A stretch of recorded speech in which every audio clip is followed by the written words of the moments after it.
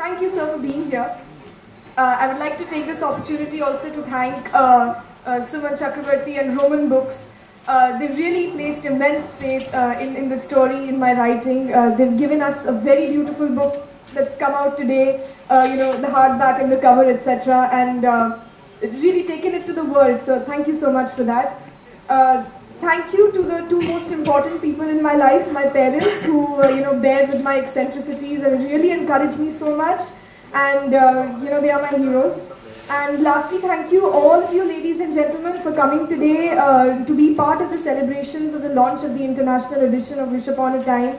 Thank you especially to all my friends who complained that they wouldn't be able to get up that early on a Saturday morning to come for the 11 o'clock program, but I'm so glad that they're here. And before I get into that, I'm supposed to read a few extracts here. And it's very easy for a writer to talk about a work and get lost in the endless labyrinth and the never-ending abyss of what went on in the creative process and what you see in the book, because I could go on and on talking about every aspect.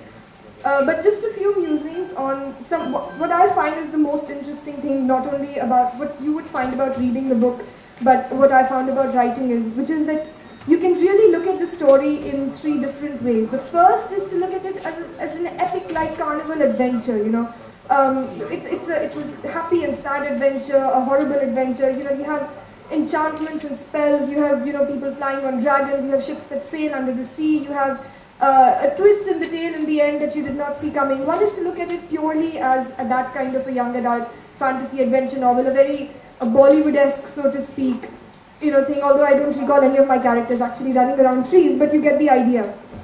The second is to look at it as if it was all happening in the mind of the character who's at the center of the story, who's Eyelash. You can look at it as the conversation that she's having with the imaginary people who inhabit her head.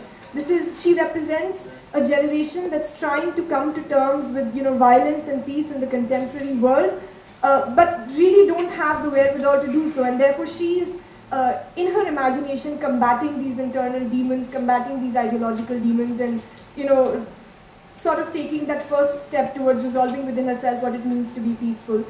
And the third is, if you could read the book as a bit of a puzzle, because when I wanted to say something to start a conversation essentially about the way I see conflict and violence being waged in the contemporary world today, and what role we have to play as people who are not in a position of authority and not in a position of power. So everything in the book, every location, every symbol, every place, every character, every movement, every object, so to speak, became a representative of something that was very true and very central to the real world today. And I'll just give you one example. For example, the legendary scimitar. It's supposed to be an ancient sword, and this is not. It's a metaphor that you come across often in old fairy tales. An ancient sword, a weapon of great power, which all vested interests have an interest in sort of acquiring access to. It could stand for, say, nuclear technology, because it's something that you can use for both good and evil. You could take it as a metaphor for religious ideology. That's something that is being usurped by both sides of the conflict, usurped by everyone who has a stake in the issue. And I won't say much about it because ultimately at the end of the day, it's the way you read it, and every different person will have a different interpretation to every symbol in the fantasy. So it's really, this book is not just simply a fantasy adventure for young adults about a few kids on a quest to combat, a villain with physical means. It's also about an ideological sort of conflict that we are faced with today, because that's where the root of all evil seems to lie in our contemporary world. So this book is a very political fairy tale. It's about contesting the view that violence can be justified in the name of a previous injustice. It's not only, we've become so obsessed with grey areas that we only keep questioning the fact that you can't compartmentalize black and white and good and bad. But we've forgotten that you also can't, dismiss everything as a grey area. You can't say that because, every kind of violence and every kind of perspective is justified, so we really can't, define what right is.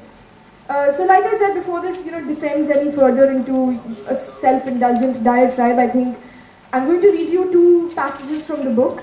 The first is from chapter 5. This is where we are at a fabulist show. Now, fabulists in my book are particular kind of creatures. When they say something, it sort of comes to life as an illusion in front of people. So they have these shows, and through one of them, the central character, Eyelash, is understanding where she is and what this world of imagination is all about. And another peculiarity about fabulists is that they speak in rhyme, so everything they say has to rhyme, so it's kind of like a poetic narration of, a casual sort of poetic narration of what the world of imagination, where my novel is based, is about. So this is from chapter 5.